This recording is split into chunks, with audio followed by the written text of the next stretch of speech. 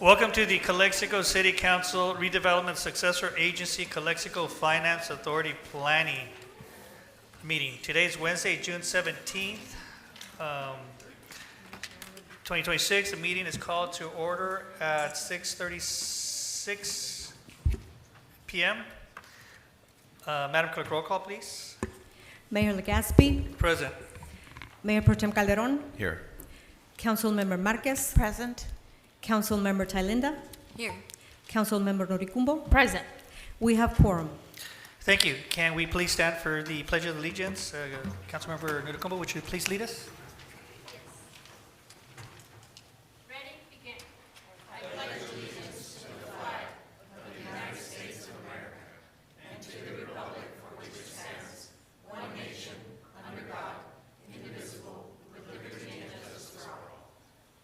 Please remain standing for Seminarian Liam? Yes, Kelly? Let us pray. Dear Heavenly Father, it is you who govern the world in all justice and righteousness, in all mercy and love. We thank you for this day and for this opportunity to serve the people of Calexico. We thank you for the blessings you have bestowed upon this community, for the families, the businesses, schools, and institutions that strengthen this city.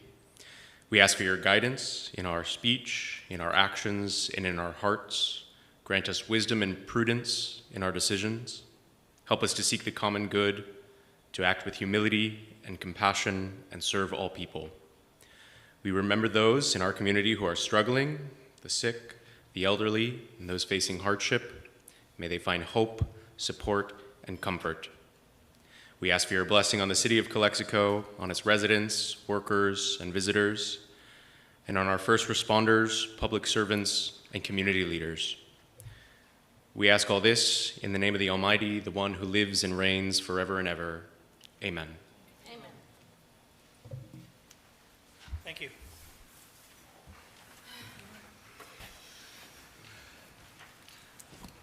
Moving on to closed session and announcements.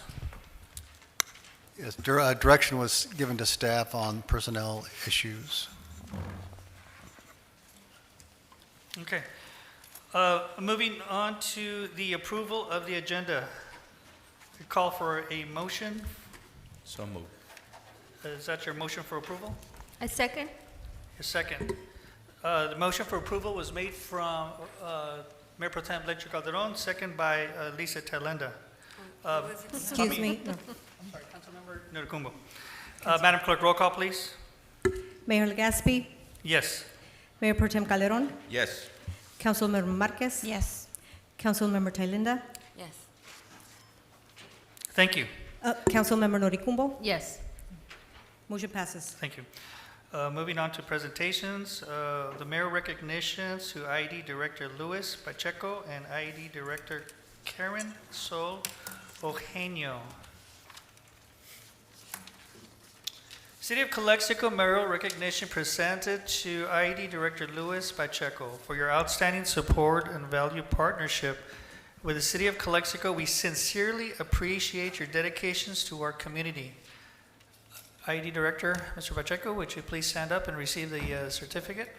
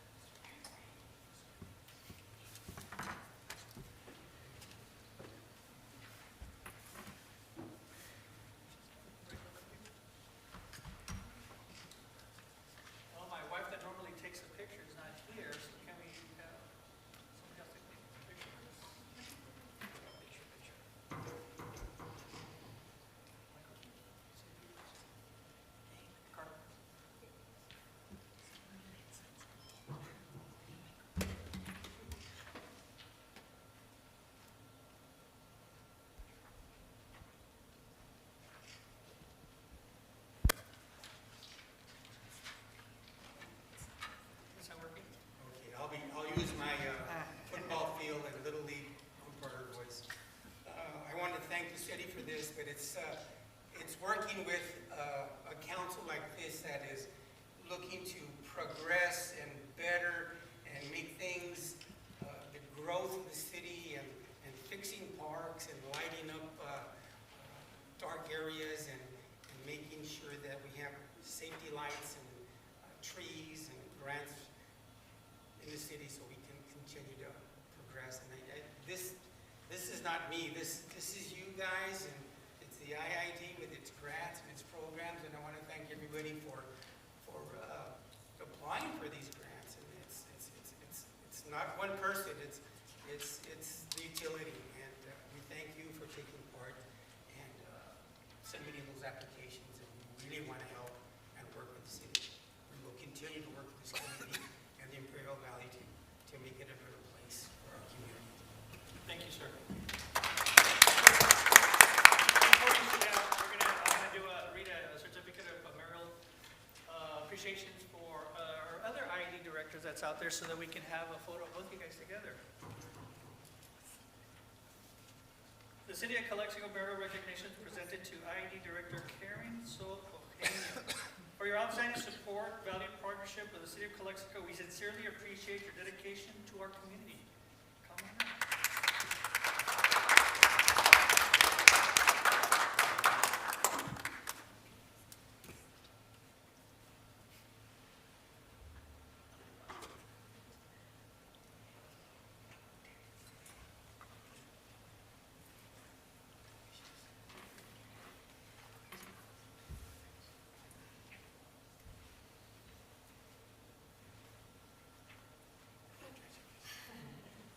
Would you like to say a few?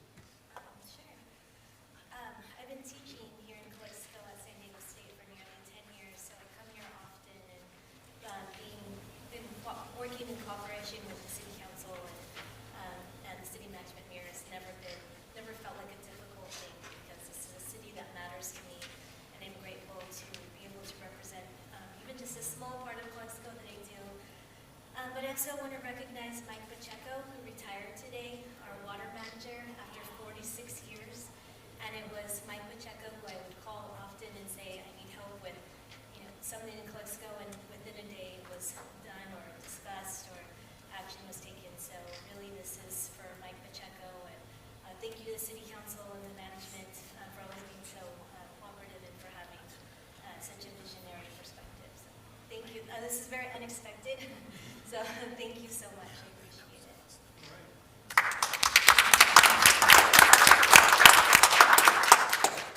I just want to say a few words.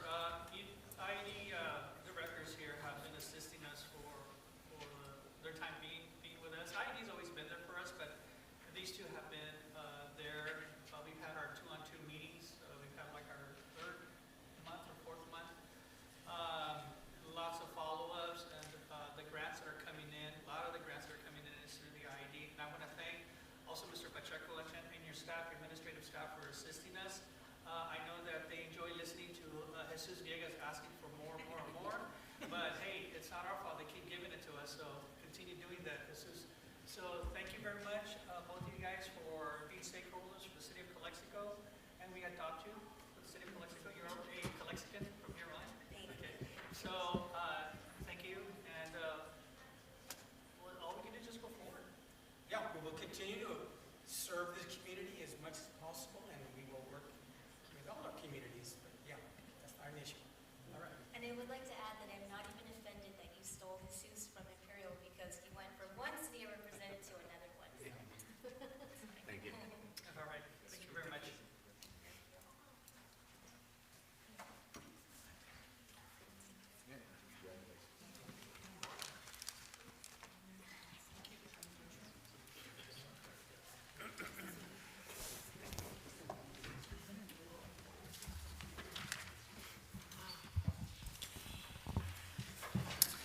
All right, so we're going to go ahead and move on to public comments.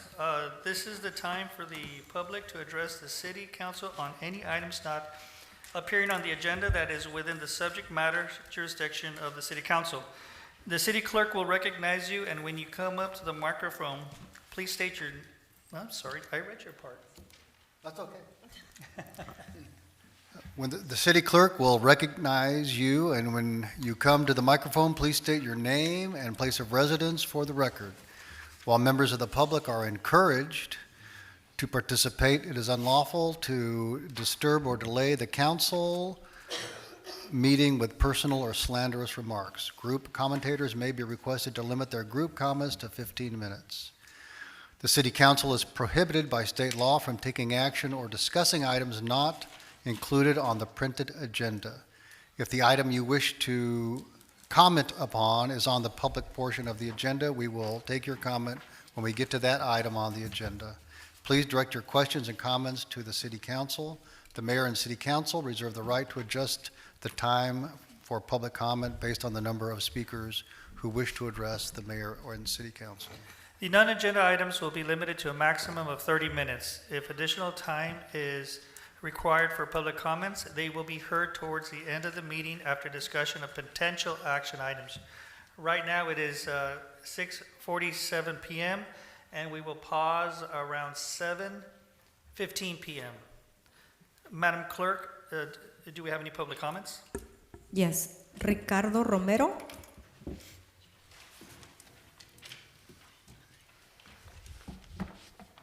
Ricardo Romero, Calexico resident, and I would like to ask for extra time. My disability. Thank you. A minute and a half. Thank you. Mr. Legaspi, I want to bring forward what you just said, that any extra comments can be addressed at the end of the meeting. That's not what happened last time I was here. So last meeting, I tried to ask a question about ARPA reallocation, and I said, can I ask a question? Mayor Legaspi said no. I stepped back and asked anyway, because that's my right. The city manager told me I was out of order and to leave. And when I asked whether the money you moved into surveillance cameras would be put back where it belongs, the city manager's answer on your own recording was one word: soap. While he and the public works director sat there and snickered. So let me say it slower so the tape is clean this time. You pulled ARPA money out and put it into surveillance camera. The public objected. The item got tabled for staff to investigate. But the money is still sitting on those cameras tonight, and I want a date for when it comes back to the parks. Here's a contradiction I want everyone watching to hold on to. This council blocked the multi-level housing over privacy concerns. That same council moved public money into cameras to watch the public. Surveillance for us, but not for you.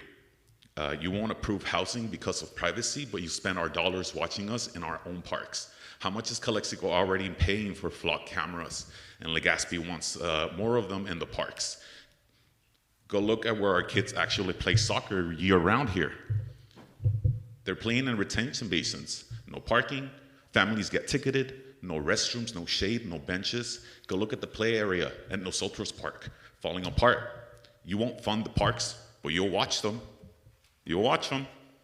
Now I'm going to ask questions, and I want them answered from that dais tonight, not in a memo 6 weeks from now.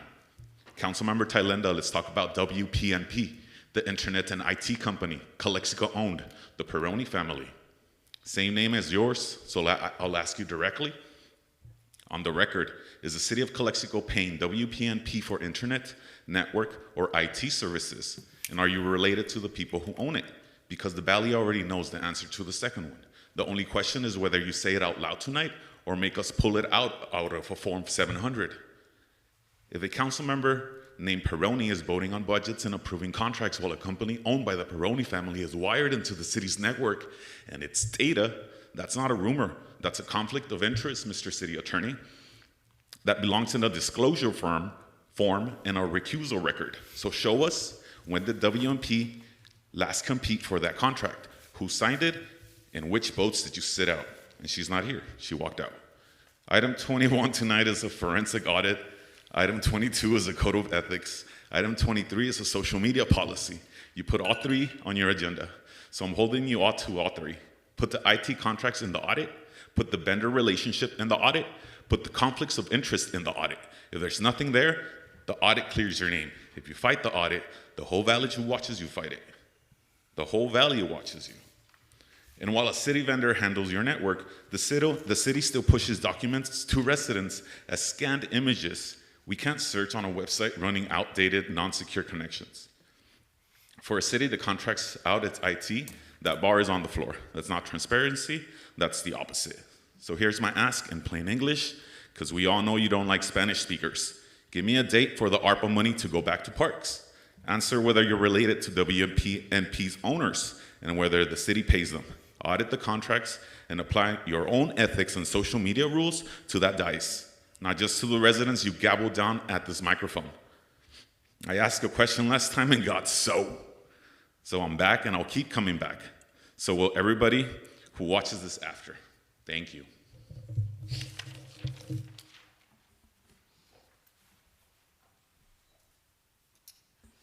Carmen Estrada.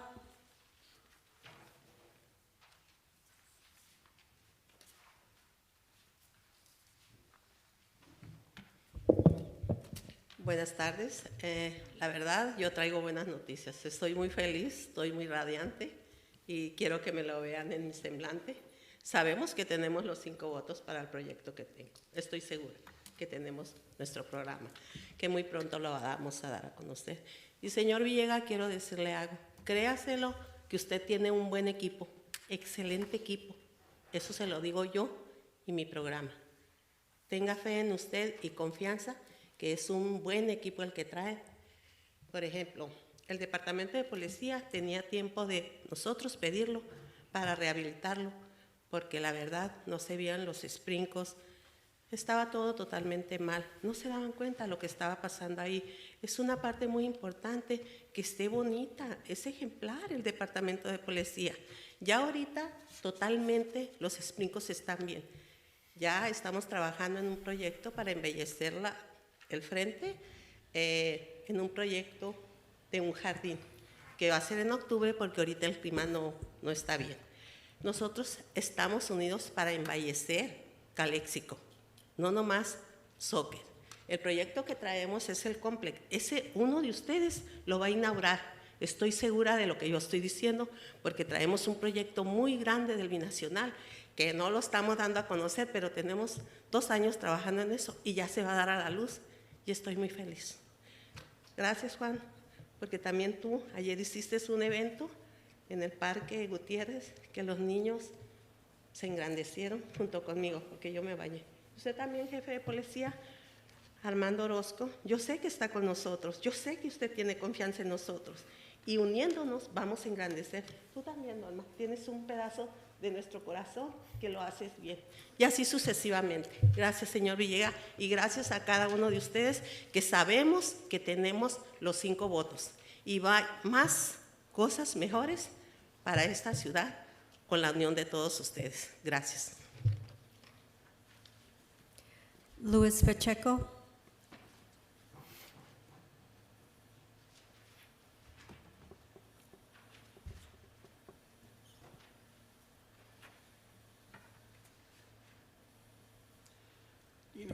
Coming today is kind of bittersweet because we got recognized and we're doing well with the city, but the problem is we have a commissioner that's working for the city that continues to badmouth on social media, the IID, my tenure as a director, and our community.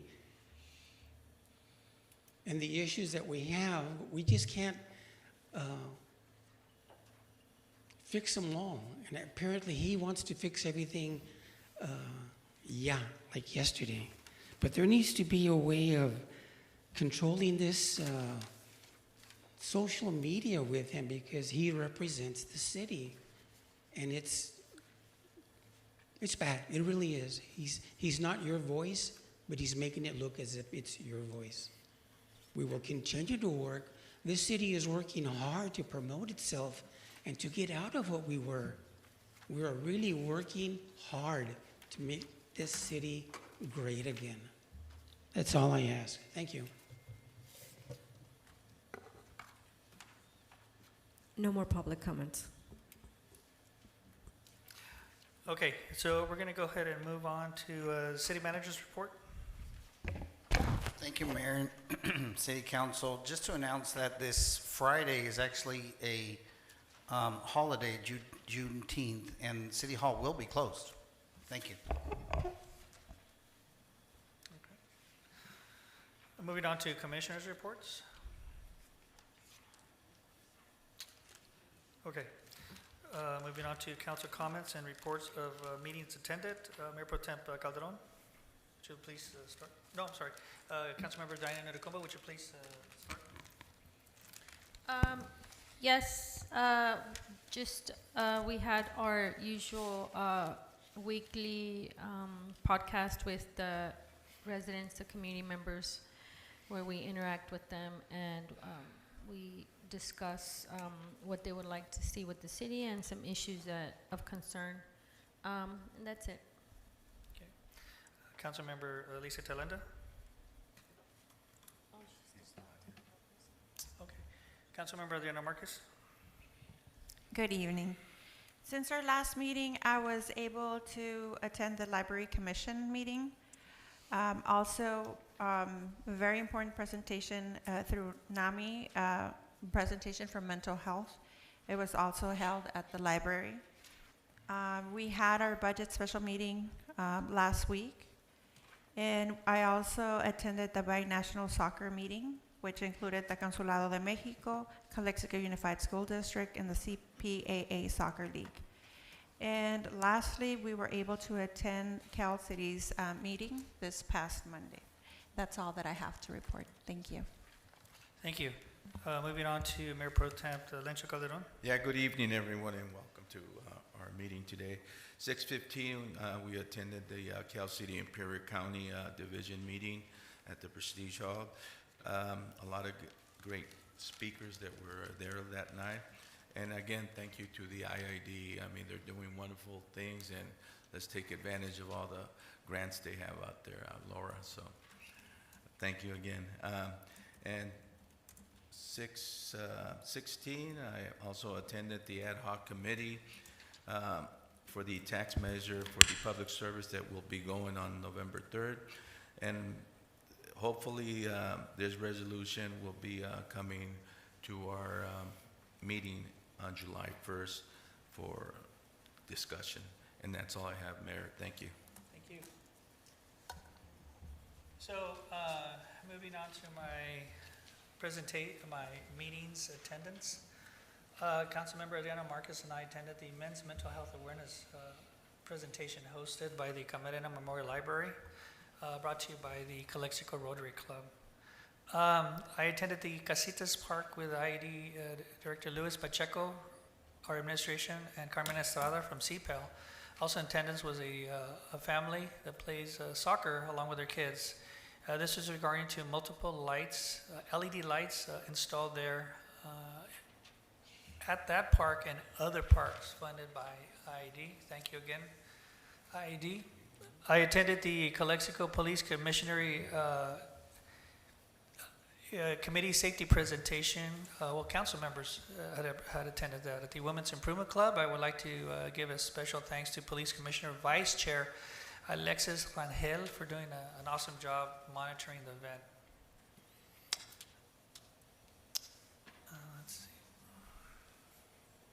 I met with, the following day after the presentation, I met with Sergeant Oscar Reese. Chief Orozco was not available at the time, and he called in sick.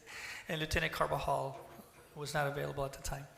And there was some great insights coming from Sergeant Oscar Reese discussing the Calexico Police Department's plan, addressing issues in our downtown area, and the steps they plan to take, which would involve increase of police presence and assistance from their motor officers. I did talk to a bid commissioner, Carlos Fonseca, and he did comment that there is quite a bit of police presence there, but I mean the problem is still there, so it'll take time. I attended the Calexico Wellness Yearly Men's Health Awareness event hosted by at Carmen Durazo, brought to you by Calexico Wellness Center CEO Blanca Morales. There was quite a bit of stakeholders there, reference to what they were presenting, and I thank the staff there for making this happen. Council members attended the Cal City's Imperial County Division dinner. The city mayors addressed their city's achievements. And we learned, the mayors learned that we have similar issues throughout the city. It's not only in Calexico, but we do have some similar issues out there. Today in the afternoon, the library hosted an e-bike presentation. And I want to thank the Calexico police officers that did the presentation. They did an excellent job. It was a 1-hour presentation that lasted an hour and a half. And thank you, Lizeth, for making this happen at the library. And that's all I have to report. Moving on to the consent agenda, Moving on to the consent agenda, call for public comments. Also, before that, I'm going to go ahead on the consent agenda. I'm going to go ahead and abstain myself on number 9. The City Council of the City of Calexico acting in the capacity of legislative body for the Calexico Community Facility District 2003 Bravo Rodelis, adopt resolution authorizing the levy special taxes of such district fiscal 2026, 2027. I'll be abstaining from that one. Call for any public comments? No public comments. No public comments? Okay. Do I call for a motion? I motion to approve. Motion to approve. Do I have a second? A second? Okay, motion to approve was made by Vice Mayor Calderon, second by Councilmember Nurucumbo. Madam Clerk, roll call, please. Mayor Legaspi, Yes. Mayor Pro Tem Calderon, Yes. Councilmember Marquez, Yes. Councilmember Thalinda is absent. Councilmember Noricumbo, Yes. motion passes. Thank you. Moving on to the discussion and potential action items. Number 16, annual budget resolutions for fiscal year July 1, 2026 to June 30, 2027. Call for staff report. Thank you, Mayor and City Council.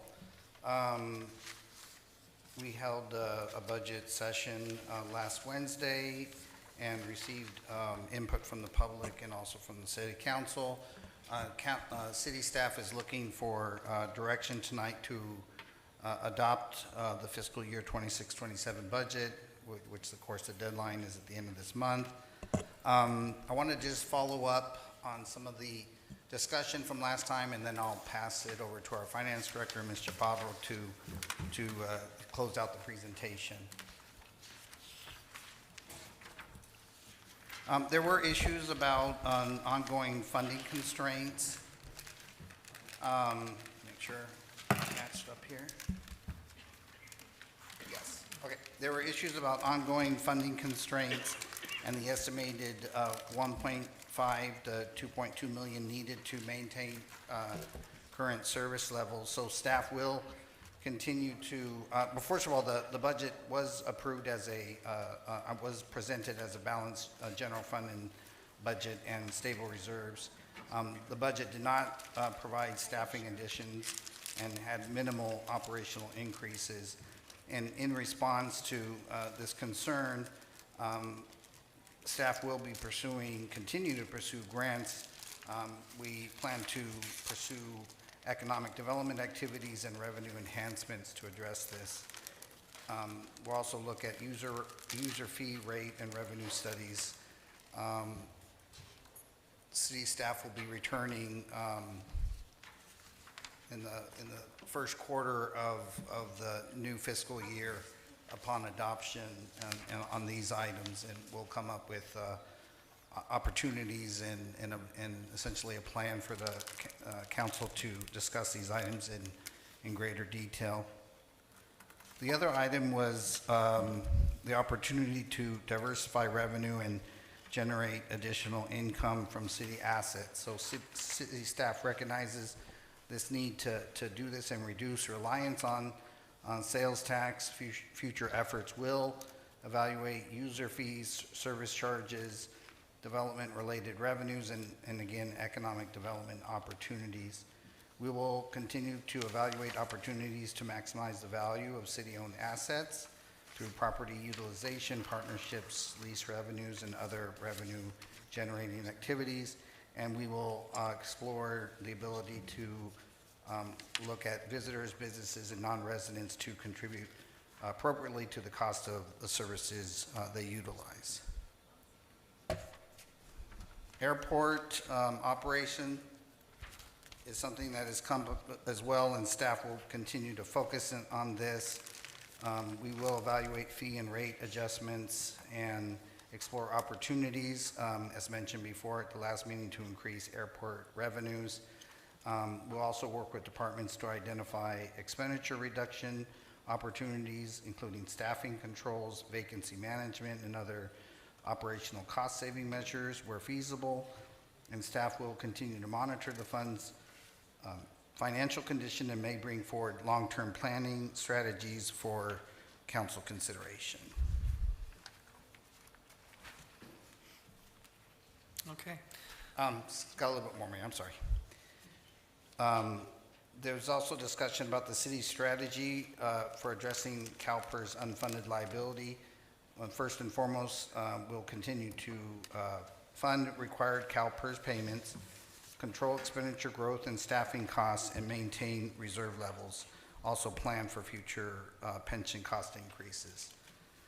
Overtime costs was also discussed, and staff will be essentially meeting just to condense the presentation on this issue. We know it's something that comes up in all municipal governments, and we'll be meeting and coming back with strategies to address overtime. CFDs, will continue to look at debt service obligations and monitor them and fund in accordance with bond and assessment requirements. And staff will prepare and provide the requested CFD status reports for council review. Measure H committee involvement. Measure H committee will serve in its oversight capacity, will continue to do so, and review the use of Measure H revenues for compliance with voter-approved purposes. Budget adoption and appropriation will, of course, remain with the City Council.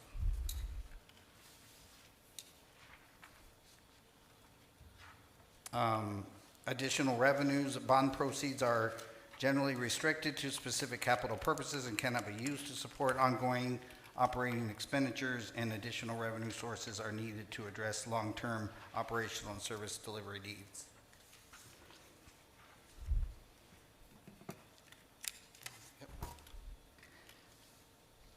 What funding is included? This came up as well. What funding is included in the water and wastewater rate study? The study will evaluate the financial condition of water and wastewater funds, will assess operating costs, capital needs, debt obligations, and current revenue levels. The study will also provide the City Council with objective information to support future policy decisions. Any future rate adjustments would require separate council consideration and approval. So we will be bringing those types of discussions to the council in addition to other ways of providing more revenue generation. So next step is the adoption. Look at the discussion of a user fee study, water and wastewater financial sustainability assessment, revenue enhancement strategies, continue monitoring of airport pension and overtime costs, and look at long-term financial planning for the city. I'm going to pass it over to our finance director.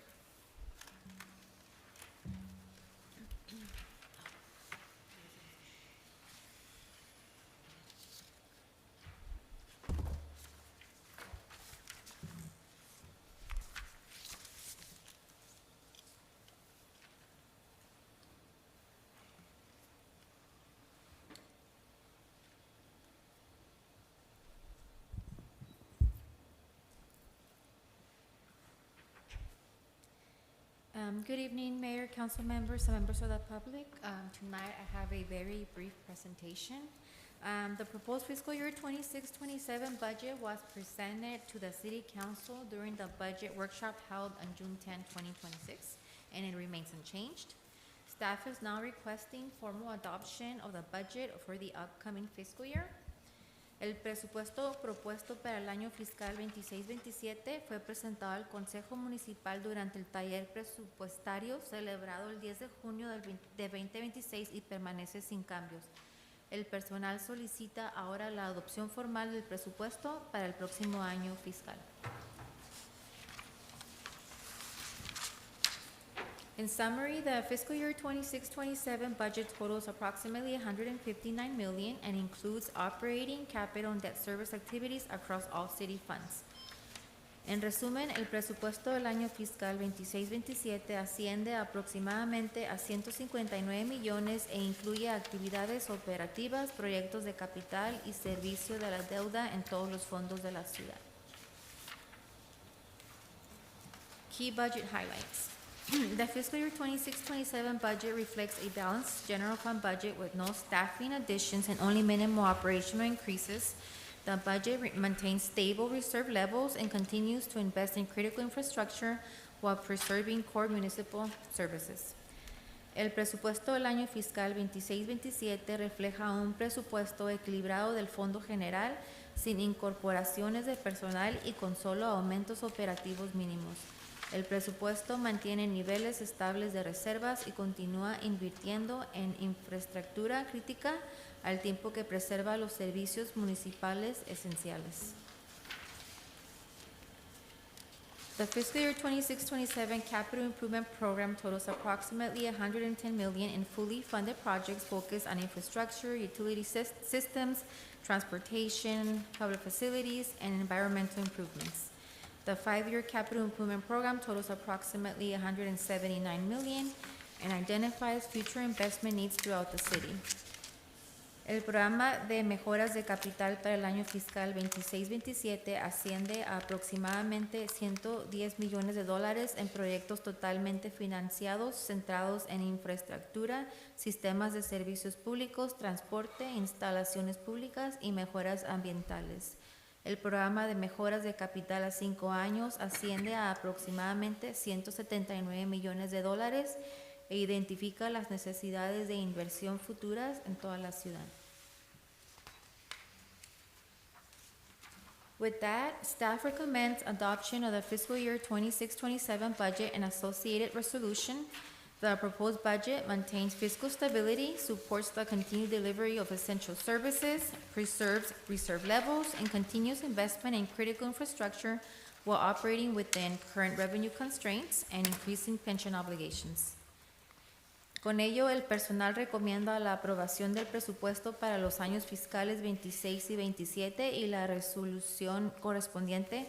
El presupuesto propuesto mantiene la estabilidad fiscal, respalda la prestación continua de servicios esenciales, preserva los niveles de reservas y continúa la inversión en infraestructura crítica al tiempo que opera dentro de las limitaciones actuales de ingresos y las crecientes obligaciones de pensiones. And that is the end of my presentation. Thank you. Thank you, Carla. Call for public comments. No public comments. All right. Council discussion. Councilmember Diana Ducumbo. Yes, so basically my concern right now, I understand that we need to adopt the budget. It's balanced. We're really, like I mentioned last time, we're not increasing our level of service. We're just maintaining it. We understand our fiscal constraints at this time. The only thing, and I insist, I do not believe that we need to allocate and approve, because once we approve this budget with this expense in it, it means it's you're authorized to do it. I do not agree that we spend over $100,000 again on a wastewater study rate increase, because we were just presented a study a year and a half ago that we also paid about the same amount. So, what's the expiration on it? It's only 1.5 years old. If you guys want to go ahead and reevaluate the water rate increase, my stance is, and I've said it already. I'm not for it. I'm not for a water rate increase. I believe that we need to utilize the funding that we already have to do these upgrades to our infrastructure, our water infrastructure. And only until then would I personally consider a water rate increase. I think our residents are burdened enough So I would not want to spend another $150,000, give or take, on another study when we already spent that in a previous study that's only a year and a half old. So if you want to look at that, I don't think it's expired a year and a half, and even if it is, you go off of that to do what it is you want to present. I would rather, again, insist that we use that money for a different type of study that doesn't entail burdening the residents of the city anymore, which is the study that I had mentioned the last time, that will look for opportunities to generate additional revenue from city assets and economic development activities. That is my only request, to change that funding, or just not allocate it to a study. Because if we want to discuss my proposal at a later council meeting, I'm completely fine with it. I just don't want to approve or allocate spending on a report that we already paid for that's only a year and a half old. That's all. Thank you. Thank you. Councilmember Talenda? Okay. Councilmember Adriana Marquez? Well, it's under my understanding that this is a living document and it can't be amended, correct? Yes. So if we Yes. wanted to bring back, for instance, at a later date, what Councilmember Nuricumbo wanted to do with us approving this budget, could that be done? Yes. That's all. Thank you. Mayor Pro Tem Calderon? Once again, Carla, thank you for the report, and I have no further comments. Okay. I just want to clarify, if approved, we can make that minor change of what both Councilmember Adriana Marquez and Nuricumbo had So, mentioned? what we'd recommend is you adopt the budget as written, and then we would bring back such an expenditure, especially over my authority, to the council for consideration. So we'll bring back that item before any funds are spent, or even any policy direction is Okay. contemplated. After So- the approval, correct? If it's approved. Okay. Councilmember Talenda? Thank you. Ms. Chaparro, this budget is in the scenario that the water rate is increased, right? If we adopt it right now, that's the scenario that's being presented? No, it has two scenarios. Right, but It's, which one are we going with right now? If we it's not. You're approving the budget. What is, right? The one without the rates, Okay. because for you to have a rate increase, there's a process, right? So you would Correct. have to go, Prop 218, you have to do a study and Yes. do all that process, Yeah, but right? So- historically, they've approved the budget with the assumption of the water rate increase. They've done it before. It's with, there's one scenario with, and then there's a scenario without. And the reason why we have that comparison is because we're trying to show that if you don't, then we need salary savings, versus if you do, we don't need those salary savings. Right, because the water, so the assumption here, if the water rate increase goes through, it predominantly goes towards salaries, correct? From what? It's what I've operational expenditure, so it could be salaries, materials, supplies, contracts, it's anything under that, that's operational. The only thing is, the reason why we use salary savings, it's because that's the only thing that we have control over. Operational expenditure such as materials, supplies, contracts, we have to spend money on those type of items, but we don't have to fill positions. So that's what we as a city can control. Well, you can't control whether you consult or not, right? But so it's all, yeah, I'd say that is also contributing to it. But anyway, okay, that's the only questions I had. But apart from the scenarios, the assumption is that it's just the same thing is carrying over. We're not adopting the budget with the inflated rate, with the assumption that we're going to increase the water rates in the future. No, there is no rate increase being approved. This is just for comparison purposes. Okay, yeah, no, I just wanted to make sure Yes. that that's You're clear correct. and on the record. Yeah, okay. Thank you.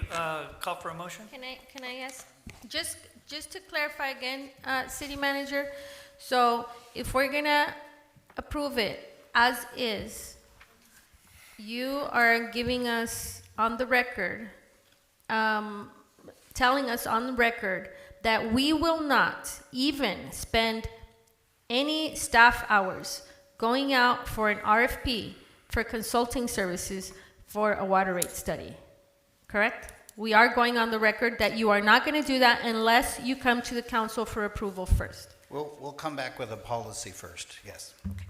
Okay. Call for a motion. So moved. Okay, a motion for approval? Is that? Yes. So moved, okay. Do I have a second? Second. Okay. A motion for approval was made by Mayor Pro Tem Calderon, second by Councilmember Adriana Marquez. Madam Clerk, roll call, please. Mayor Legaspi, Yes. Mayor Pro Tem Calderon, Yes. Councilmember Marquez, Yes. Councilmember Thalinda, Yes. Councilmember Noricumbo. Yes. Motion passes. Thank you. Moving on to number 17, adopt the resolutions and authorize submission of grant application to the Federal Highway Administration FHWA Bridge Investment Program, BIP for the Anza Road Bridge, 2nd Street Bridge, Rancho Frontera Bridge, and CN Perry Bridge projects. Do I have a staff report? Mayor, Council, there's really no staff report. This normally would go on the consent agenda, but I pulled it because the word Anza Bridge was on it, and that's, of course, one of our highest priorities. So if you have any questions, Laura Bowen's here to answer them. This is essentially the authorizing us to submit for these grants to the federal government for the various bridges, Anza, 2nd Street, Rancho Frontera Bridge, and CN Perry. If we're successful or any word that we hear, we'll certainly come back to the council. Okay, thank you. Do you have any call for public comments? No public comments.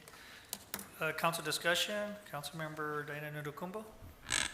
Nothing to add, thank you. Okay, Councilmember Lisa Thalinda. No comment, thank you. Councilmember Adriana Marquez. No comment. Mayor Pro Tem Lencho Calderon. No comment.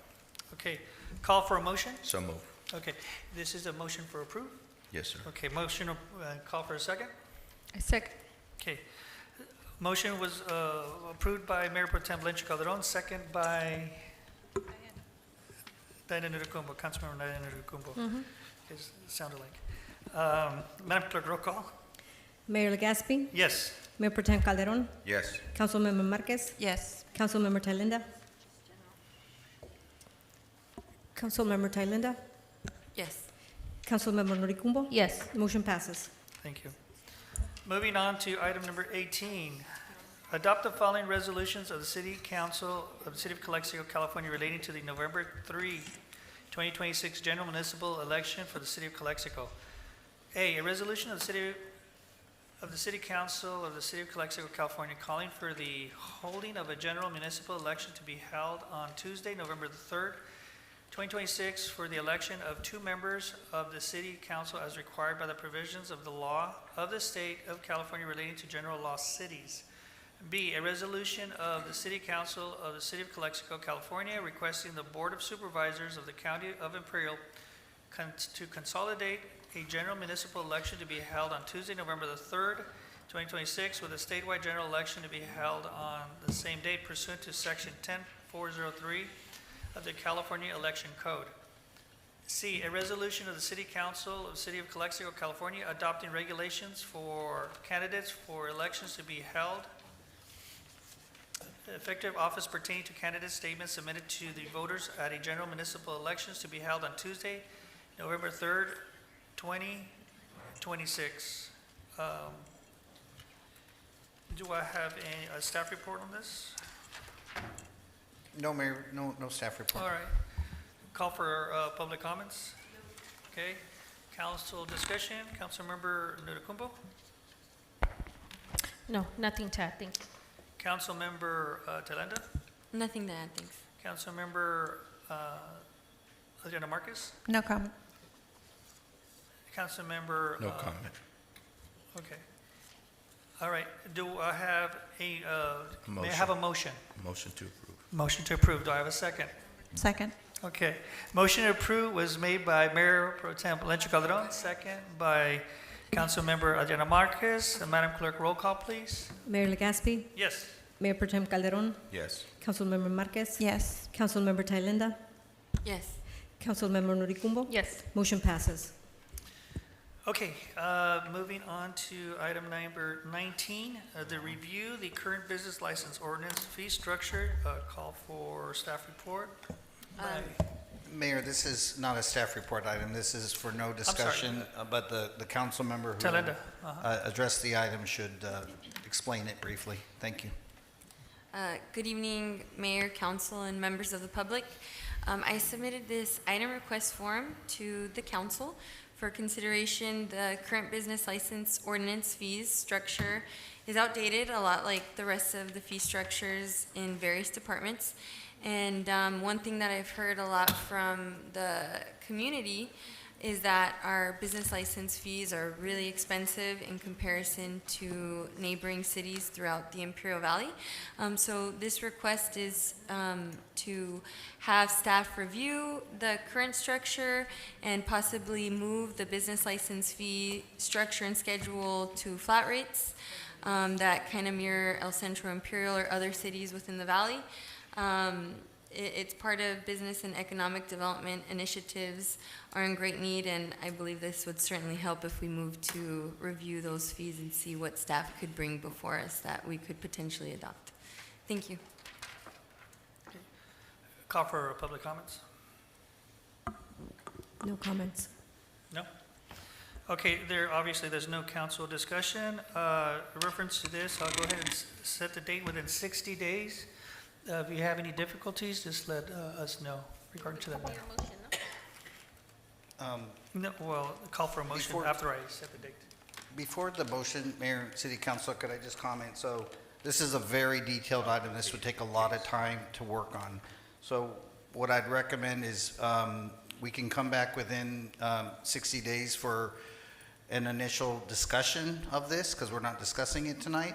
And then the council would provide further direction, and then we would work on the project. It is going to take, it's a detailed project. I agree, it's much needed, but it's going to take a long time. So Okay. that would be my recommendation, to please give me up to 60 days for that initial discussion, and then we would provide further direction into the future. Okay, thank you, sir. Call for a motion? And motion to approve? Okay, I do I have a second? I second. Okay, motion approved was made by Councilmember Diana Kumbo, second by Councilmember Thailenda. Madam Clerk, roll call, please. Mayor Legaspi, Yes. Mayor Pro Tem Calderon, Yes. Councilmember Marquez, Yes. Councilmember Thailenda, Yes. Councilmember Noricumbo. Yes. Motion passes. Thank you. Going on to item number 20th, create a policy or review existing policy regarding keeping the public areas clean. Call for a report by Councilmember Lisa Thailenda. Sorry, I'm having issues getting the thing. The internet's a little slow. Oh, perfect, thank you. Sorry about that. Mayor, council members, and members of the public, in an effort to clean up downtown, the council, every council member up here has expressed different ideas and contributed to beautifying and trying to make downtown better. There are a lot of community feedings occurring on public property, and I myself and many community members have witnessed when the feedings take place, sometimes they set up trash cans, but they don't stay to watch that everybody throws away their trash. So other areas along downtown get full of trash from these community feedings. And I know that we have temporary use permits, and I'd like to see if we're having these nonprofits and entities, because I know it's not just your typical nonprofit. There's churches that go out there to feed. If they're, what exactly they're doing to ensure that, it's all getting cleaned up, because the trash is everywhere. I have photos, videos from multiple times that I've been out there, and they do the feedings. And so I'd like to ask staff to review what policies are in existence if these entities or agencies that are conducting these community feedings, again, on public property are pulling the required temporary use permits, if they have the required health permits, and how long they're staying to observe and make sure that all the trash is getting picked up, because where they're feeding typically they do it in the parking lots. So I think on 3rd Street in front of the donut shop, and then on the other end of 3rd Street by the copy center, and it's full of trash. Those are the most problematic areas, I'd say, and it's food trash, the little white boxes that they do the feedings in, and they leave it in the planters, and it's the same old. So the request is to have staff come back and let us know if these agencies are pulling the temporary use permits, if they do have the health permits. Sometimes they make them get business licenses to conduct that type of business, because it is, even though it's a nonprofit, they still pull business licenses. And what policies we'd like to potentially implement to make sure that the feeding areas get cleaned up and are taken care of. Thank you. Thank you. Call for any public comments? None. All right. There is no council discussion on this one. So on the set a date, I would like to, again, within 60 days, and obviously if it cannot be done, you will let us know, right, City Manager? Yes. All right. Call for a motion. A motion to approve. Motion, call for a second. I second. Motion to approve was done, was stated by Councilmember Diana Nuducumbo, second by Councilmember Lisa Thailenda. Madam Clerk, roll call, please. Mayor Legaspi? Yes. Mayor Pro Tem Calderon? No. Councilmember Marquez? No. Councilmember Thailenda? Yes. Councilmember Noricumbo? Yes. Motion passes. Moving on to item number 21, status update regarding the RFP of for the forensic audit. Call for a synopsis report by Councilmember Thailenda. Yes. Good evening, Mayor, Council, and members of the public. So the item before us is a while back, the council approved the request of a forensic audit RFP to be circulated. It was circulated, but it was never brought back to the council to see. And so the request is just to actually see what was submitted on the RFP, not necessarily take action, but get the results and see what the consultant submitted, how much it would cost, and then maybe at a further date if we'd like to bring it back if the costs aren't too wild. So just a discussion item, but that's to bring it back before the council because it was supposed to come back and it never did. So that's all I have. Thank you. Thank you, ma'am. Call for public comments? None. Okay. Since there is no council discussion on this one, I will go ahead and, if approved, the date will be set within 60 days. If you have any, if you need to take it any further, if approved, City Manager, please let us know. Call for a motion. Can I ask the city attorney a question? Mr. Attorney, this item in particular had already been approved by the council, but it never occurred. So do we have to go on to another vote? Because I think the question was, to where is it at? It's a status. Where are we at with the RFP? Because it was already on a separate council meeting, approved, I believe, unanimously. And it was circulated. I'm not sure what your question is. So my question is, are we voting again to approve something that was already approved? I don't know that without looking at the past record. So the request of this, the RFP was circulated and the proposals were received, but they were never brought before the council publicly. And so that's the request, if we can just bring the information that was submitted through the RFP process so that we could review. Well, I motion to approve. Yeah. They never shared it. So with us. if we have it, just bring it up. Yes. Okay. All right, so, So, a motion? okay, do I have a second? I second. Okay, motion approved was done by Councilmember Noticumbo, second by Councilmember Talenda. Madam Clerk, roll call, please. Mayor Legaspi, Yes. Mayor Pro Tem Calderon, No. Councilmember Marquez, Yes. Councilmember Thalinda, Yes. Councilmember Noricumbo. Yes. Motion passes. Thank you. Moving on to item number 22, adoption of Code of Ethics and Conduct. Call for staff report.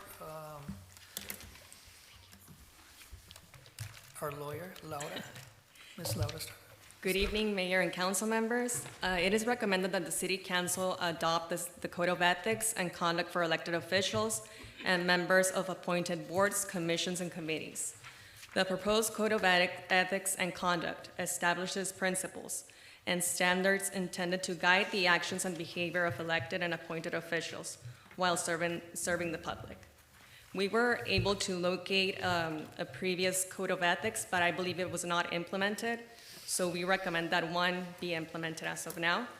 The previous one does contain that compliance and enforcement, that the City Council may impose sanctions on members whose conduct does not comply with the city's ethical standards, such as a formal censure or loss of committee assignments. So I just wanted to point that out, that this was in the previous one, which is not implemented in the one that I provided. A call for any public comments? No. Call for council discussion. Councilmember Diana Noticumbo. Yes, thank you, Ms. Estrada. So, as far as this item, Code of Ethics, like you mentioned, it's a recommendation, right?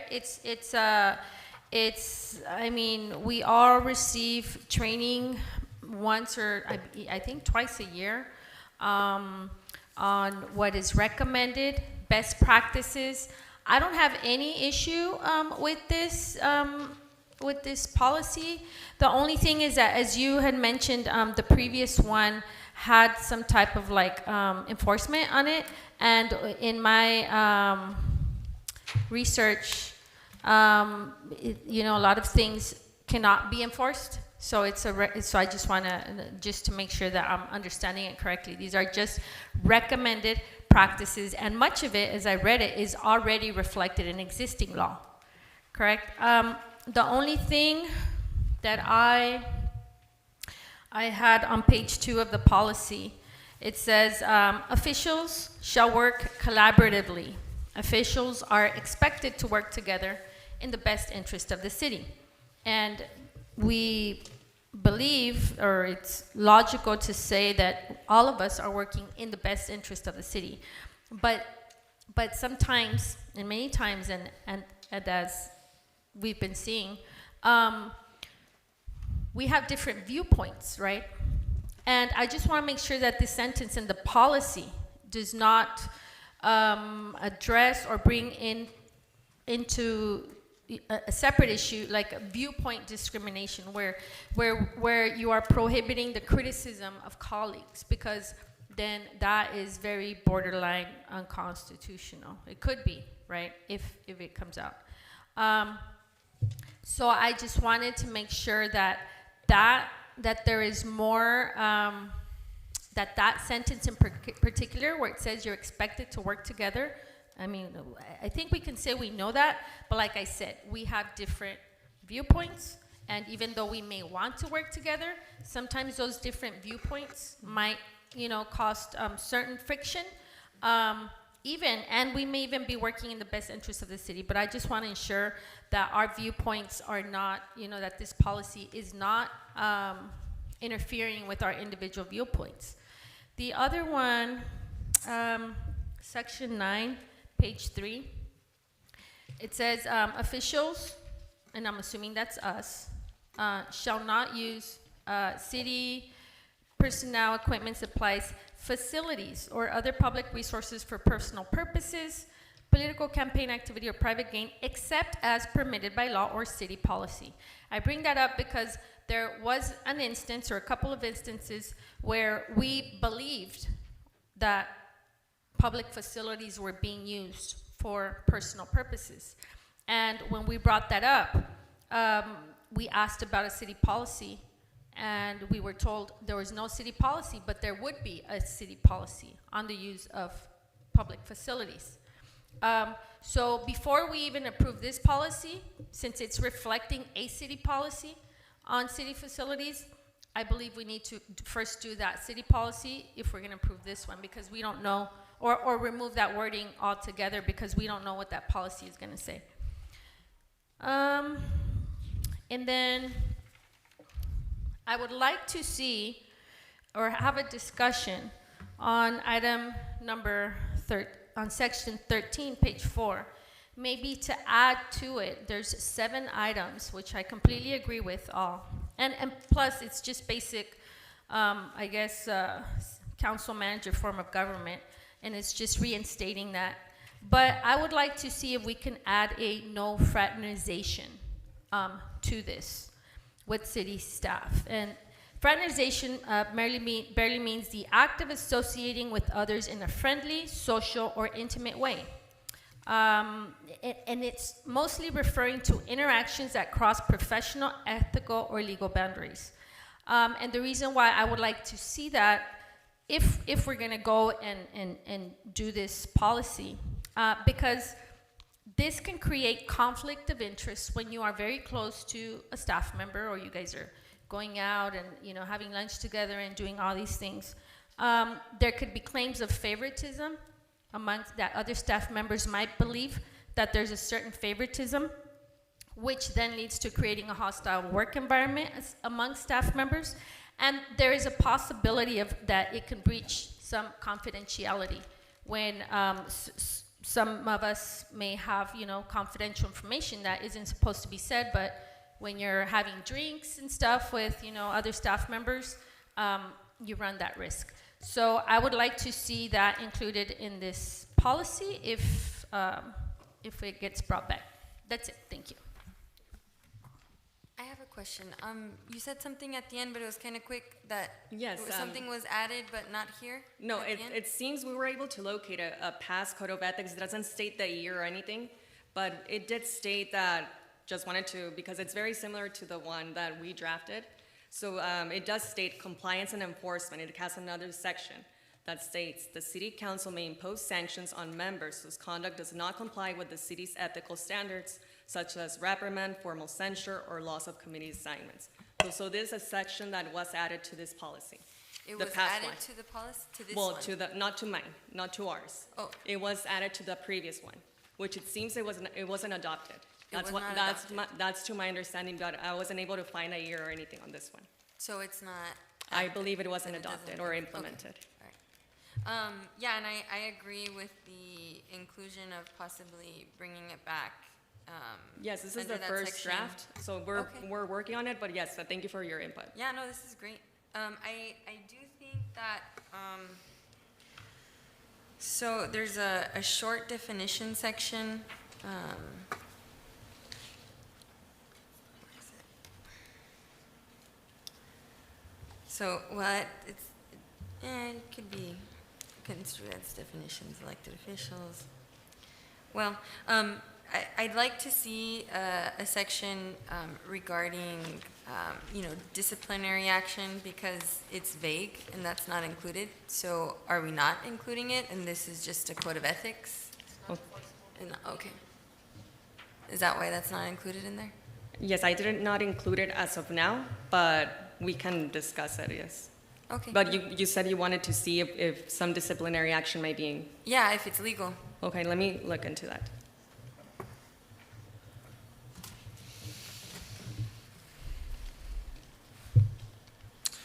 Councilmember Adriana Marquez?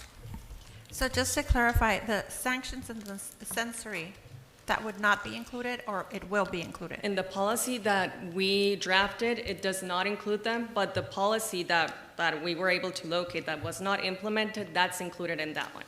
And if we wanted to include it? We can look into it, right, Attorney Driscoll?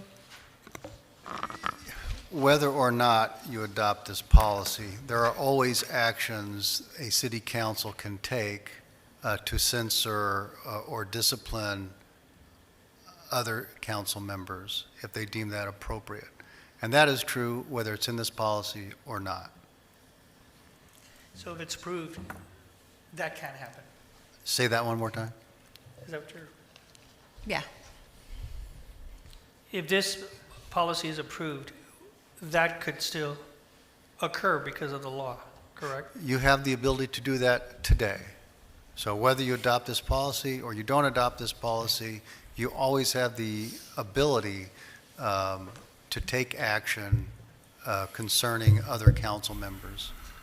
That is true. Whether by, censure or some other actions. And it's just, it's the reason I'm preoccupied because of this. There's 5 people up here, and I feel that we need the input of all 5. That's all. Mayor Pro Tem Calderon? Thank you, Laura.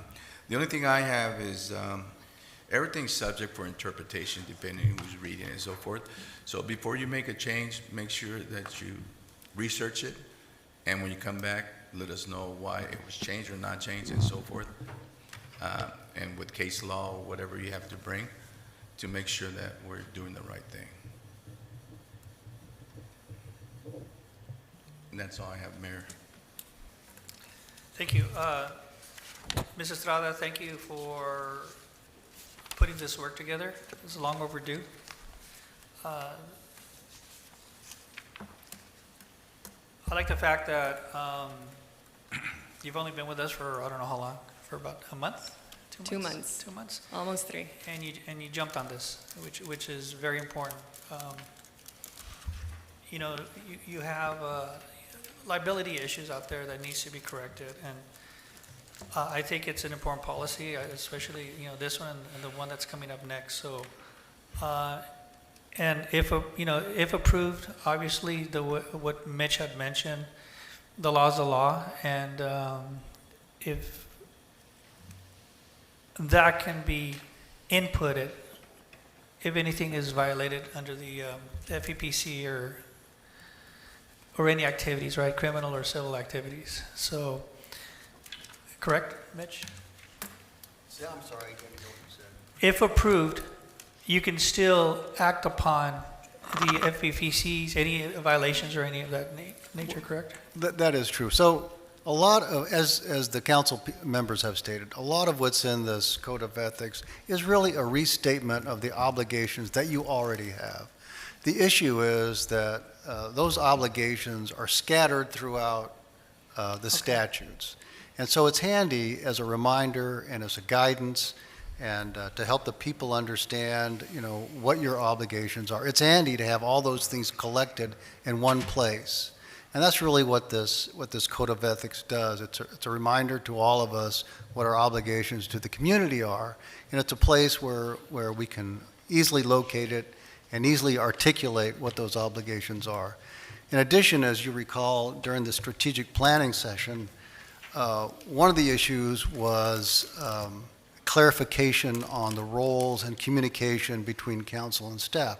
And that's also included in this code of ethics specifically for that reason. It was an issue that was identified.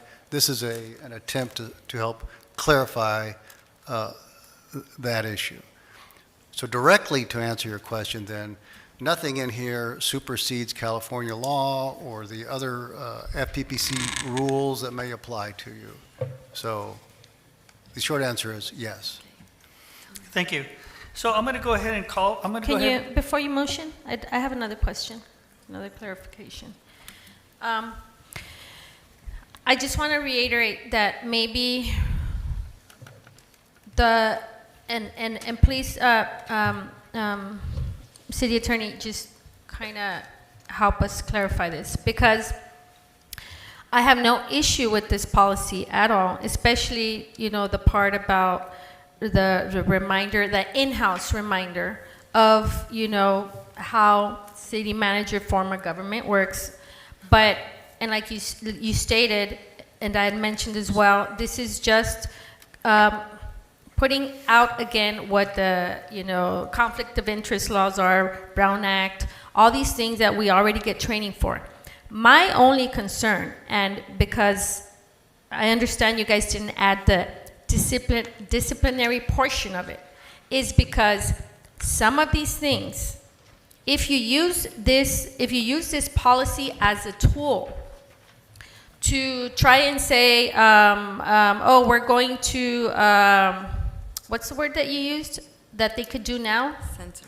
If you want to censor someone, and if you want to censor someone on something that was like on political speech that is constitutionally protected, and you want to use this policy to do that, then you are putting the city, you are making the city liable, right, for a lawsuit. Because, for example, if I'm censored, and I'll say it here, for something that I am constitutionally protected for, I will fight it. So I just want to make sure that people, or that the council knows that this is just a recommendation. Yeah, and I'm glad you brought that up, because I think before the conversation had to do with, you know, your duty to collaborate to conduct the business of the city. Collaboration does not mean you have to agree with each other. In fact, it would be unusual if you always agreed with each other all the time on every issue. A healthy debate is expected by your constituents. It's important you have different point of views and different perspectives discussed and deliberated. That's why you're here, right? And so the fact that you may not agree with each other is anticipated. That does not mean that you are not collaborating. The point is to deliberate, reach consensus, have a vote, and to do that in a respectful way. I think that's really what the purpose of this is. Let's remember why we're here.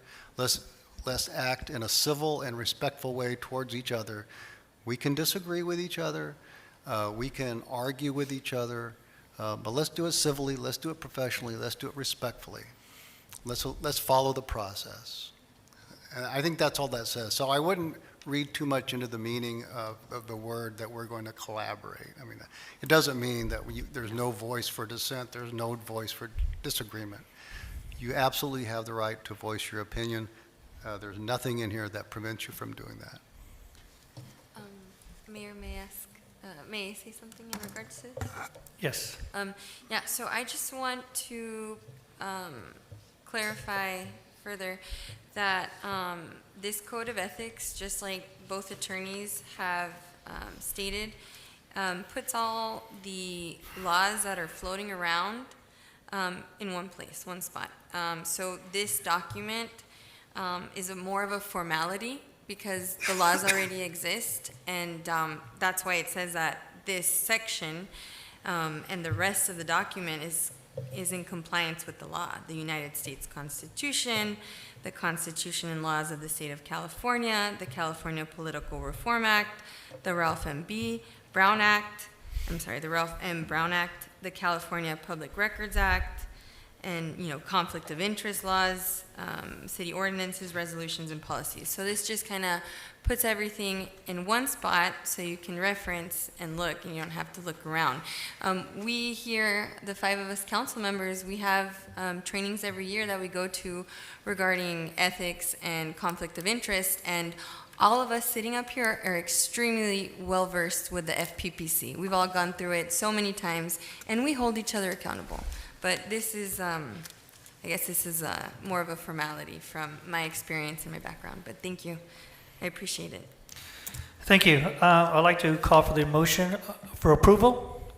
I'll make the approval. Do I have a second? Okay.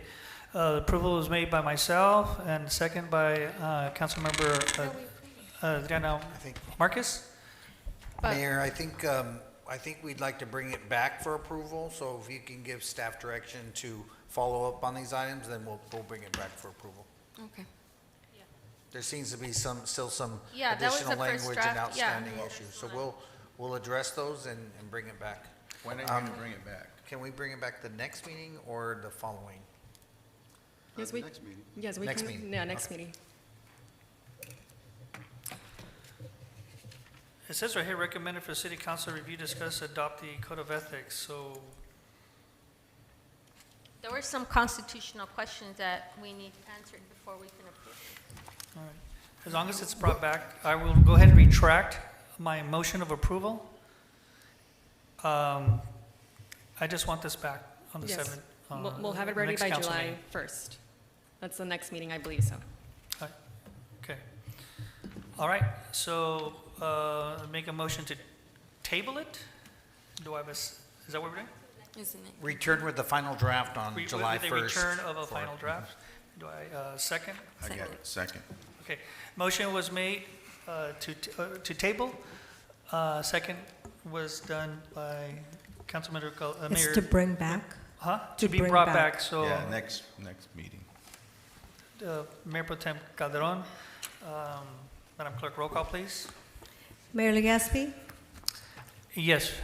Mayor Pro Tem Calderon, Yes. Councilmember Marquez, Yes. Councilmember Thalinda, Yes. Councilmember Riquelme. Yes. Motion passes. Thank you, Laura. Don't leave. I think the next one is the, item number 23, adopt of social media policy for members of the legislative body. Call for staff report. Good evening, Mayor and council members. It is recommended that the City Council adopt the social media policy for members of the legislative bodies. The proposed social media policy establishes guidelines governing the use of social media and electronic communications by members of the legislative bodies of the City of Calexico when acting in their official capacities and/or conducting city business. The purpose of this policy is to promote transparency, accountability, professionalism, and compliance with applicable law. That is. Thank you. Call for public comments. Yolanda Cunningham.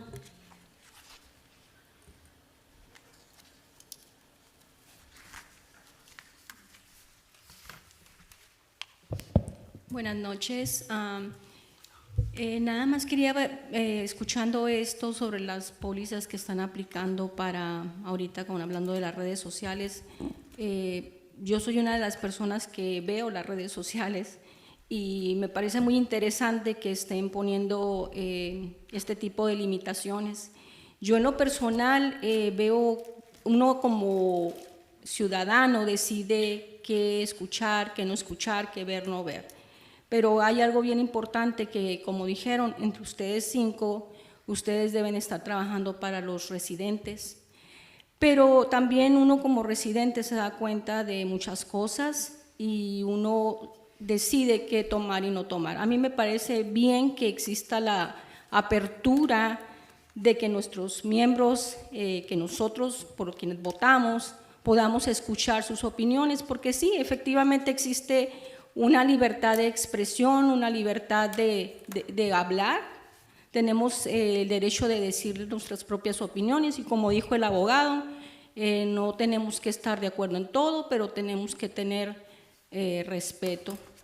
Pero a mí en lo personal me parece que es una buena apertura para que nosotros los ciudadanos podamos darnos cuenta de las cosas que están allí, que no están bien, que a veces no entendemos, y nosotros decidimos qué tomar y no tomar.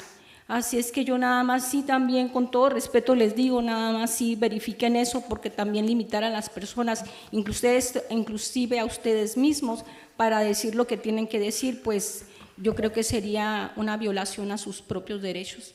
Yo como ciudadana agradezco que exista más apertura, que se pueda hablar y los residentes decidimos qué tomar y qué no tomar. Así es que por favor verifiquen eso antes de tomar una decisión. Gracias. Thank you. Do we have any other public comments? All right, call for council discussion. Councilmember Diana Nudukumbo. Okay, thank you.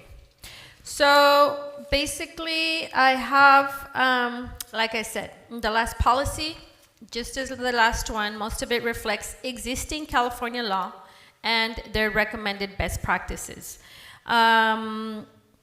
But I have an issue with, well, first of all, let me ask these questions that I think that we need to ask ourselves, mainly for legal. Can this policy be used as a tool to punish protected political speech? No?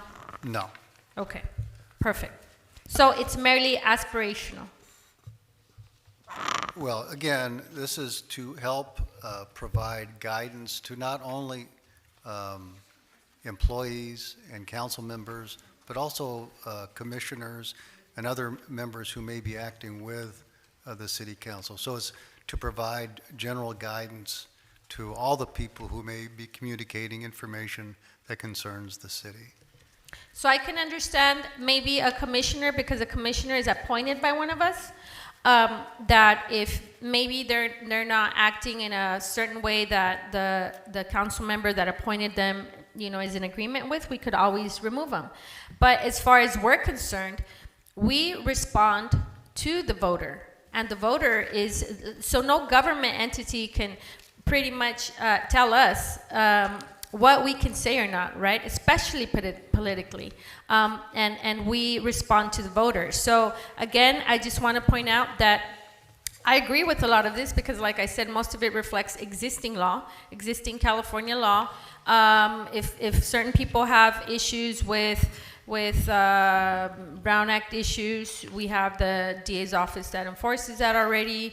What I'm trying to say is nobody here will be enforcing this, especially because the third paragraph on page 1, where it says the purpose, I want to read it verbatim. It says, and it's more like a disclaimer, I believe. It says, nothing in this policy is intended to regulate or restrict constitutionally protected speech by members of the legislative bodies, which is us, of the city, acting in their purely private capacities on matters unrelated to city business. And I underlined that where it says unrelated to city business. So it's pretty much telling us you can speak about anything you want except of matters unrelated to city business. But speech about city business is a very type of speech most strongly protected under the First Amendment, under our First Amendment. Political speech receives the highest level of constitutional protection. So I believe that this disclaimer should instead read, nothing in this policy is intended to restrict constitutionally protected speech whether or not it concerns city affairs, except where otherwise permitted by law, which is where the Brown Act and the FPPC and all of these regulations that already exist and are enforceable. Because if this policy says we are allowed to speak on anything privately, but not on city affairs, then again, we are being told that we cannot speak. Our political free speech is what you're trying to suppress, and we're going into very difficult areas. So that would be my recommendation on that one. I didn't bring this up. It was actually given to me by a separate legal counsel. And then, that's it. That's my main concern. As long as you can say that this will not be used as a tool to punish protected political speech, and that disclaimer says that whether or not it concerns city affairs, because that's what we are here to do, to handle city affairs. That's it. Councilmember Telenda? Oh, I apologize in advance because I have a lot of questions. So thank you for this draft. I'm glad that it's a draft and that we're all collaborating. So I want to say I would appreciate clarification on several provisions to ensure the policy is clear, legally sound, enforceable, and does not unintentionally or intentionally restrict the ability of elected officials to communicate with constituents. So the definition of city business, the policy defines city business to include any matter reasonably anticipated to come before a legislative body. That appears to be a very broad definition. So what specifically constitutes city business? Because that could limit any one of us from talking to our constituents. So what is city business under the policy? Is it regarding public safety, economic development, housing, infrastructure, airport operations, border issues? or other public policy matters be considered city business? Would that be considered city business? So where is the line between discussing public policy and conducting city business? That's my question. The policy references communications that may be reasonably perceived as official governmental communications. What legal standard is being used to determine whether a communication is reasonably perceived as official? Who makes that determination? Can a council member identify themselves as a council member on a personal social media account? Does merely holding elected office make discussion of public issues official communications? That's a question. What protections exist to ensure the policy does not infringe upon the First Amendment rights of elected officials? Council members are elected to represent and communicate with the public. How does this policy protect the constitutional rights of elected officials to communicate with constituents? What legal authority allows the city to regulate discussions of public policy on personal social media accounts? And council members are frequently interviewed by newspapers, radio stations, podcasts, Facebook pages, YouTube channels, community organizations, and other media outlets. May a council member provide interviews regarding agenda items, policy matters, or issues affecting the community? May a council member explain their vote before or after council action? May a council member discuss concerns regarding staff recommendations or proposed projects? If these activities are allowed, where are they addressed within the policy? So, to better understand the policy, I would appreciate examples regarding whether the following activities would be permitted. Posting a council agenda on social media pages, explaining a vote after a council meeting, discussing a future agenda item, reporting on actions taken by the council, supporting or opposing a development project, discussing budget priorities, discussing public safety concerns, participating in an interview regarding city issues, sharing information from neighboring cities that may affect Calexico. We participate in the League of Cities, and when we go to these mixers, everyone's talking about different ideas. They brag about their cities. Is that city business? Can we talk then? If any of these activities would be restricted, please explain the legal basis for the restriction. The policy indicates that electronic communications concerning city business may constitute public records. What records retention obligations would apply to council members using personal devices and personal social media accounts? Are council members expected to preserve social media posts, comments, direct messages, text messages, and emails? And if so, for how long? What procedures will be implemented to ensure compliance? What training will be provided to elected officials regarding these requirements? Enforcement. What are the consequences for violating this policy? Who investigates alleged violations? What due process protections exist for council members accused of violations? Is the policy intended to be advisory or disciplinary in nature? So I'd like that further explained throughout this process, please. Okay. Yeah, I know it's a lot. So, but Yes. there's a lot because it's everything's a liability. Everything we approve up here, from the smallest to the biggest. Every time we vote no, every time we vote yes, every time we speak up here, anyone can sue us for anything. Whether we have a social media policy or a code of ethics policy, there's already umbrella protection. So when we want to adopt something stricter than what already exists, than state law, then we get into a realm where what can we do and what can we not do? And in the realm of law, you give every word importance. You have to define it, because then I don't know how I can operate as an elected official, and our constituents deserve to know what we can and can't answer. I get questions all the time.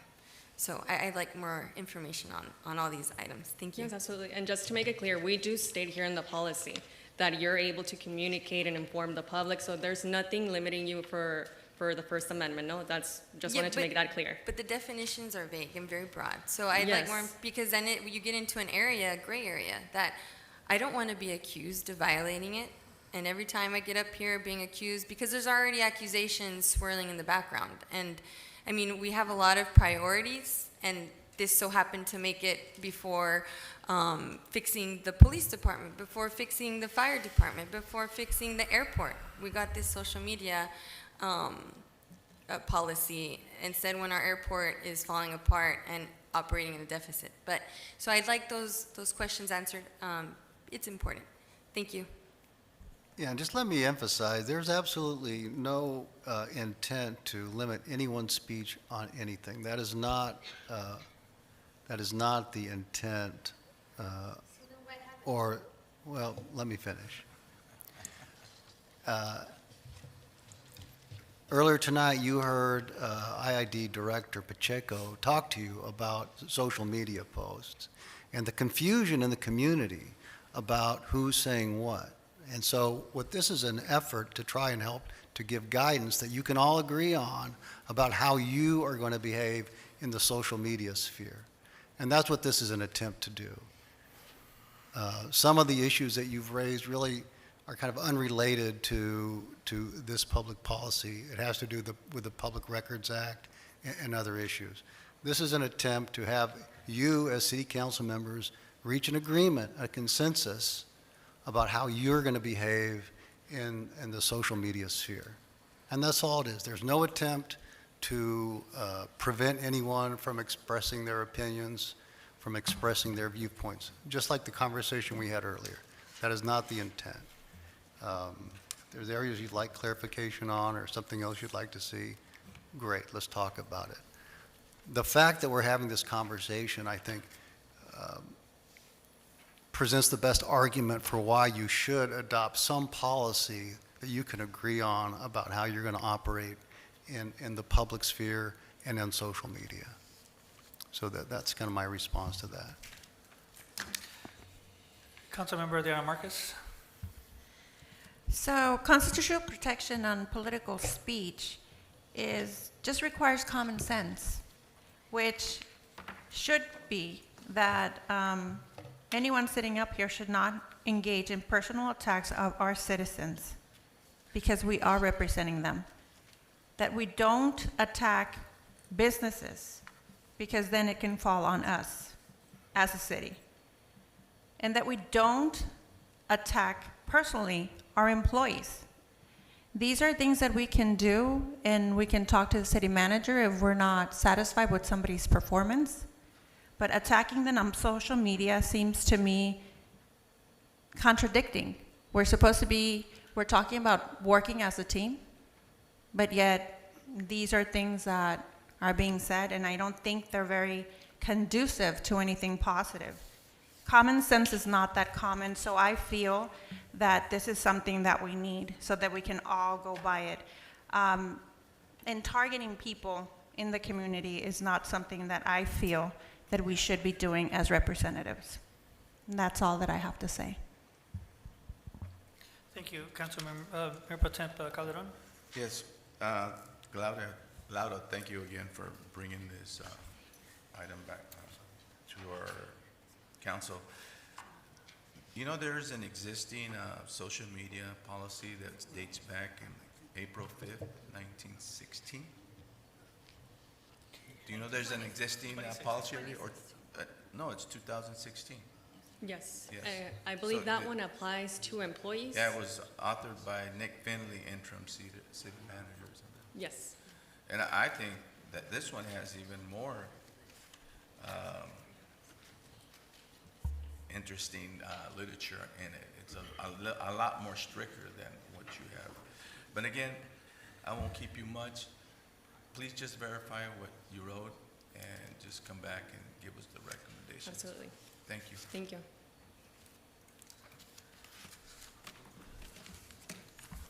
Well, I guess the whole point is we need to bring it back. Is that what it is? Yes, we can bring it back when we can do the Okay, same well, I was gonna- for, Okay, I mean, if that's okay with all of you. I mean, I'm satisfied with what I have. We hired two attorneys that knows what they're doing. You know, yeah, we're looking at outside attorneys. We're getting advice from outside attorneys, but these are the two attorneys that are going to be backing us up, backing all 5 council members if we should get in trouble. So they wrote this policy and they added more to it. I am satisfied with what you both had done. It is long overdue. There is so much attacks going on social media that I don't feel we should wait, because there's so much things that are going out that could hurt the city. So I'm going to make the motion to approve it tonight. I'd like to add. I'm making the motion to approve it tonight. Do I have a second? I'm still talking. I'd like to add to it, please, Mayor. There's a motion on the table? Okay. Okay. I'd like to add, please. Go ahead, but there is a motion on the table. I understand. Roll call. So I asked Mitch, Councilmember Marquez said that this is to stop people from talking about businesses, etc. He did mention that this is not what that does, just so it's clear. Thank you. Thank you.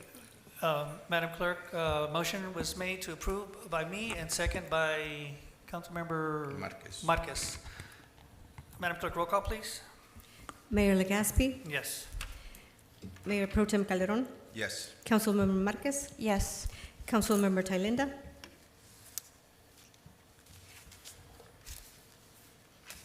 I abstain. Councilmember Noricumbo, The wording is unconstitutional and I will abstain. abstain. Yes. Motion passes. Thank you. Moving on to item number 24, identification priority parks for future statewide park development and community revitalization programs, SPP funding opportunities. Call for staff report, please. Laura, why don't you, I can kick it off. You can maybe come to the mic if there's any questions. This is a statewide funding park application, and we're asking the council to review and approve the following parks for application and or provide additional parks that you want included. Rodriguez Park, Rockwood Park, Plaza Park, Joe Reason have been chosen, and we would apply for those through this program. But we can, Laura, correct me if I'm wrong, we can, the council can change and add or remove these parks, correct? Good evening, Mayor. Good evening, council members, and everyone that is here present. Yes, this is just a recommendation that we have selected 3 parks, which is Rodriguez, Rockwood, and Joel Raisin Park. Just that whenever the program from the state, the California State Parks, is available, we are going to be able to present or apply for 3 different projects. And this recommendation is only to continue to move forward with the selection so that we can present good projects for these applications. When the funding is available, we're going to come back and ask permission to apply. And this is only, like I said, to select the parks. If the council feels that we need to include other parks, there's also a list. So if you guys want to recommend another one, we have included within the backup a list of available parks. But this is our recommendation, these 3 parks. The funding is not available yet. It's going to open, but we're going to be prepared. So if you have any other questions. We don't have a date for the funding to be open yet, but we want to prepare for this project. Thank you. Do we have any public comments?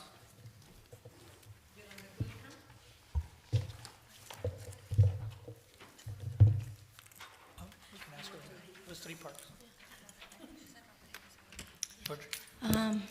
Me parece muy bien, gracias por darnos esa información y me parece espectacular que exista esta oportunidad para aplicar para arreglar esos parques, para ver si así ya nos pueden arreglar el Parque Córdoba, porque el día de ahora aprobaron otra vez pagar más de $200,000 que estamos pagando anualmente y los tenemos pagando desde el 2003, 2004. Entonces ya está todo probado, ya está todo aceptado, ya están todos los errores. Ojalá, por favor, el señor Cohen, yo sé que va a hacer excelente trabajo y sé que nos va a ayudar. El señor City Manager, pues también espero que por favor, la gente no nos vamos a ir, que por favor muevan esto, por favor, porque tenemos tanto tiempo esperando. Gracias, señor Calderón, porque la última vez también por fin dio una recomendación para escuchar a esa comunidad. Y pues esperemos que arreglen eso, porque la gente estamos pague y pague y pague y pague, y la verdad, pues es injusto.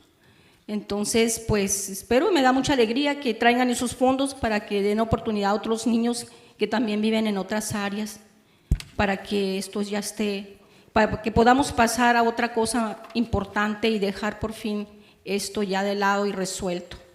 Y aprovecho para decirles que ustedes 5 están ahí para representar a los ciudadanos, no nada más a ciertos grupos. Y las redes sociales nos han servido para abrir los ojos a muchos de los ciudadanos, para darnos cuenta. Y vemos muchas cosas y yo agradezco que estén allí para abrirle los ojos a la gente. Ustedes están para nosotros votamos por ustedes. Y también me gustaría decirle a la abogada, ¿por qué no hacen un código para que regulen a los miembros del concilio que no escuchan a sus ciudadanos, que no respetan? Que venimos aquí frustrados, hablando y hablando y hablando tantas veces y no nos escuchan. De casualidad no hay ciertos procedimientos para facilitarnos remover a gente que no escucha a sus ciudadanos. Eso también me encantaría como ciudadana verlo aquí. Así es que si mueven una cosa para regularse ustedes, sus conductas, pues también deberían facilitarle a los ciudadanos remover miembros del concilio que no están haciendo las cosas bien. Me encantaría ver eso también. Gracias. Thank you. Do we have any other public comments? Okay, I think my alarm's gonna go on now. Okay, so, If you have any questions, I guess, the next one will be if you can. okay. Do we have any council questions? Yeah, again, why were these 3 parks selected only out of all of them? And then also, just the Joe Risen Park, is that the water retention basin? It's a retention base, yes. Mm-hmm. Yes. Well, the reason they were selected, there is a map. Basically, I mean, location. We were trying to get, there's a map. Can you put the presentation of the map? One of the parks is on the west side. You're gonna see on the map. You have it on your backup. Excuse me. The Joel Risen Park, that's the one on Andrade Meadows?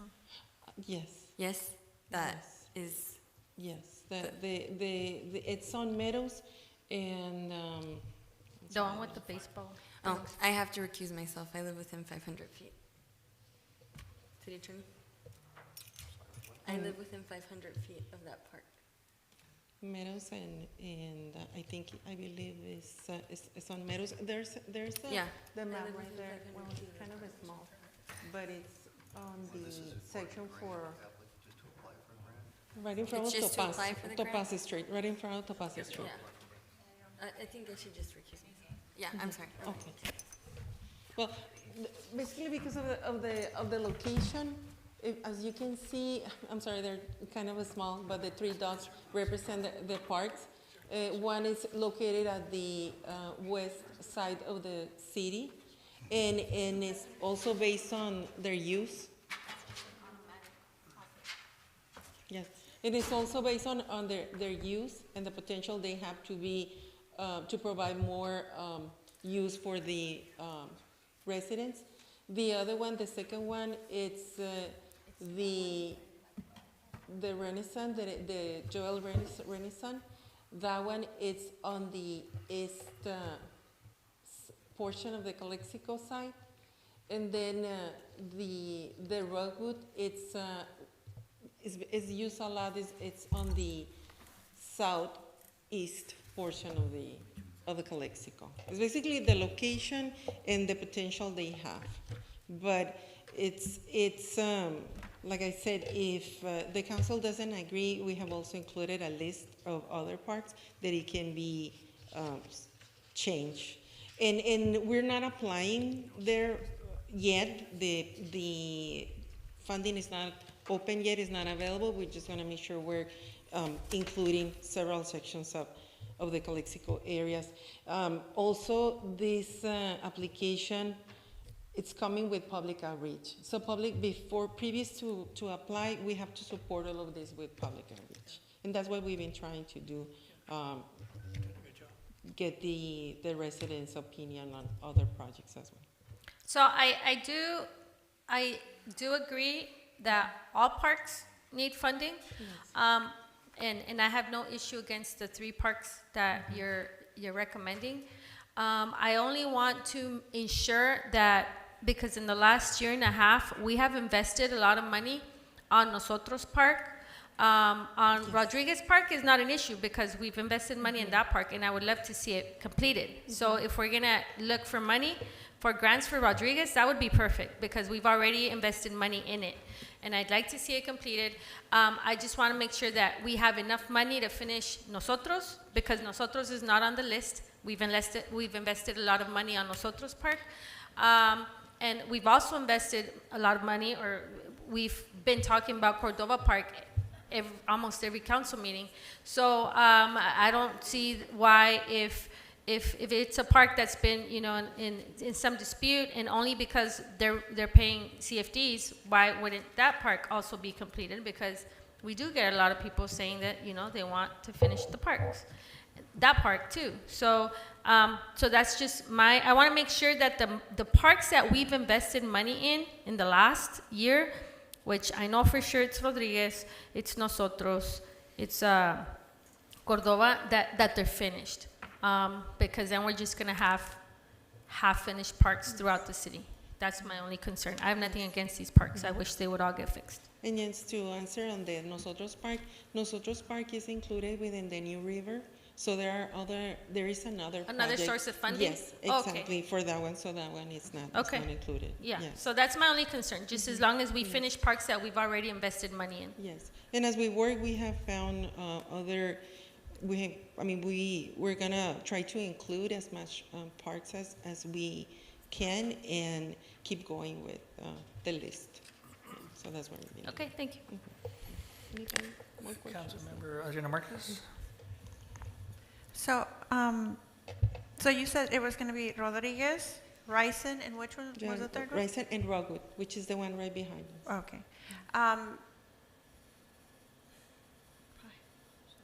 And the outreach that you, which great job by the way, that you made, were the citizens told during that time that even though you were at other parks, those were not going to be the parks that were targeted?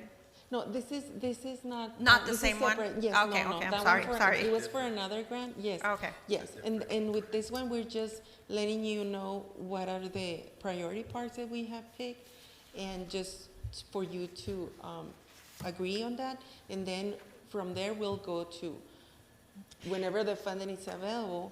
We're gonna continue with these 3 different projects to apply for those funds. The one for state parks, the California state parks. Okay, yeah, I know that Rodriguez needs a lot of help. Rison Park, I've been there to look at their jungle gym or lack thereof. And then Rockwood, I haven't really seen, but I know the other It's 2 right behind are us. really in dire need of help there. Thank you. Anybody, any other question? No? Okay. Mayor Pro Tem Calderon, comments? Laura, thank you for your hard work. Bye, you're welcome. Yes. We do our best. The only comment that I have is that Laura, you've been doing an excellent job.